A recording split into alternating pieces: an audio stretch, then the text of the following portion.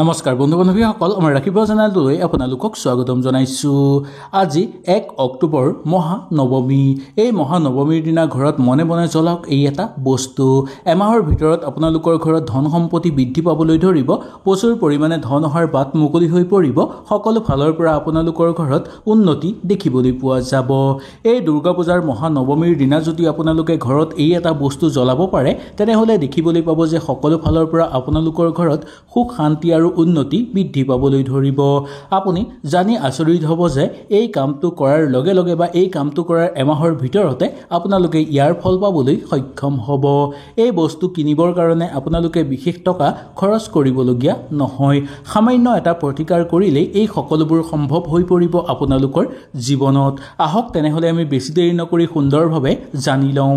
যদি ভিডিঅ'টো ভাল লাগে লাইক এটা কৰি আমাৰ মনোবল বঢ়াব আৰু আপোনালোকৰ বন্ধুবৰ্গৰ লগত শ্বেয়াৰ কৰি তেওঁলোককো উপকৃত কৰিব। আপুনি যদি কিবা কামত হাত দিব বিচাৰি আছে বা কিবা ডাঙৰ কামত যদি হাত দিব ভাবি আছে তেনেহ'লে এই কামটো আপোনালোকে এই নৱমীৰ দিনা কৰক। পইচা আহিব আপোনালোকৰ ঘৰলৈ। পইচা যদি আপোনালোকৰ ঘৰত আহে কিন্তু পইচা আপোনালোকৰ যদি জমা নহয় বা আপোনালোকে কেনি খৰচ হৈ যায় আপোনালোকে গমেই নাপায়, সেই ক্ষেত্ৰতো এই প্ৰতিকাৰ আপোনালোকে কৰি চাব পাৰে।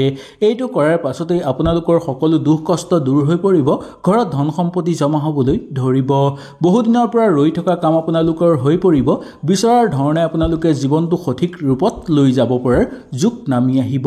আহক তেনেহ'লে আমি সুন্দৰভাৱে জানি লওঁ। যদি কিবা অসুবিধা পায় নিশ্চয় মোক তলত কমেণ্ট কৰি জনাব। আপোনালোকৰ সকলো প্ৰশ্নৰ উত্তৰ মই আপোনালোকক দিবলৈ চেষ্টা কৰিম। এই মহানৱমীৰ দিনা আপোনালোকে সোনকালে উঠিব। সোনকালে উঠাৰ পিছত গা ধুব। গা ধুই আপোনালোকৰ ঘৰত যদি পূজা স্থান আছে পূজা স্থানত আপোনালোকে পূজা কৰিব। তাৰ পিছত সূৰ্যদেৱক পানী অৰ্পণ কৰি কৰক এই এটা কাম। দেখিবলৈ পাব যে আপোনালোকৰ এমাহৰ ভিতৰতে ইয়াৰ সকলো ফল পাবলৈ সক্ষম হ'ব। এই নৱমীৰ দিনা আপোনালোকে হাতত 5টা লং লৈ ঘৰৰ পৰা ওলাই যাব। ঘৰত পূজা পাতল কৰাৰ পিছতহে কিন্তু আপোনালোকে ওলাই যাব। সেই 5টা লং লৈ আপোনালোকে যেতিয়া ঘৰৰ পৰা ওলাই যাব সেই সময়ত যাতে কোনো লোকে আপোনাক বাধা বিঘিনি নিদিয়ে বা কোনো লোকে সমস্যা সৃষ্টি কৰিব নোৱাৰে তাৰ প্ৰতি আপোনালোকে অকণমান লক্ষ্য ৰাখিব। আৰু কোনো নিচান জাগালৈ গৈ সেই জাগাত আপোনালোকে ৰ'ব আৰু পূব দিশৰ ফালে মুখ কৰি আপোনালোকে 4টা লং 4 দিশত দলিয়াই দিব আৰু এটা লং মূৰৰ ওপৰেদি 3বাৰ 9বাৰ বা 108 বাৰ ঘূৰাই আপোনালোকে পিছফালে দলিয়াই দিব। তাৰ পিছত আপোনালোকে ঘৰলৈ ঘূৰি আহিব।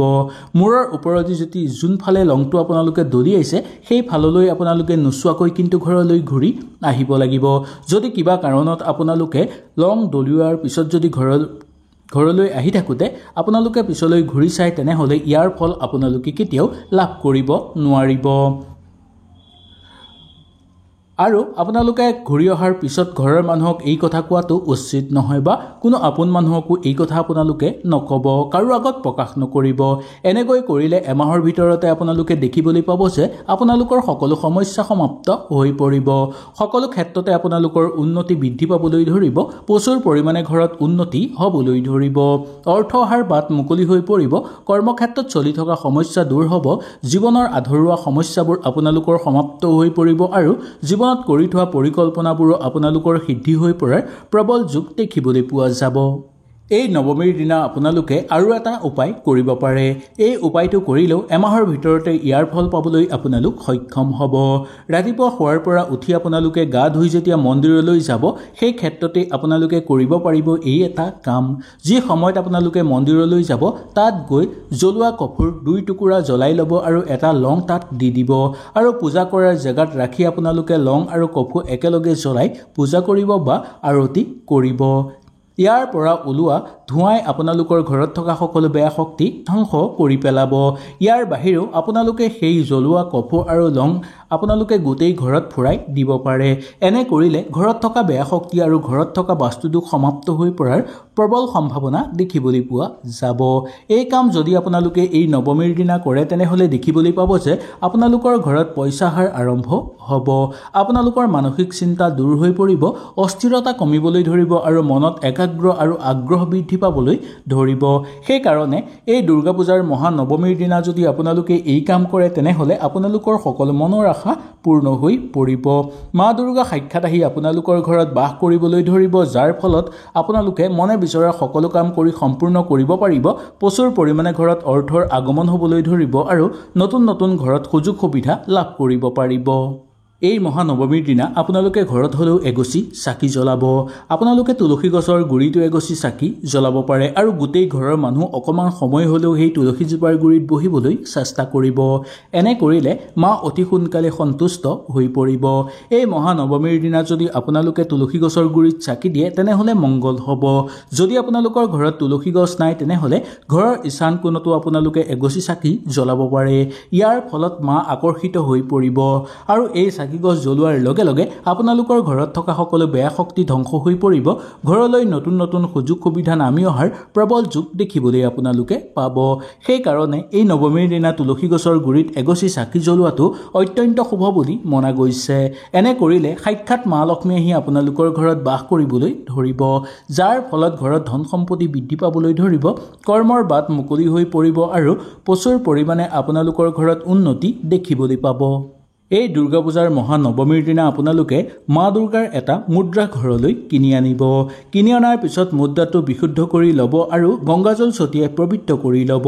তাৰ পিছত যেতিয়া আপোনালোকে পূজা ঘৰলৈ যাব, তাত সেই মুদ্ৰাটো মাৰ চৰণত ৰাখি আপোনালোকে মাক স্মৰণ কৰিব আৰু মাৰ নাম গুণ আপোনালোকে ল'ব।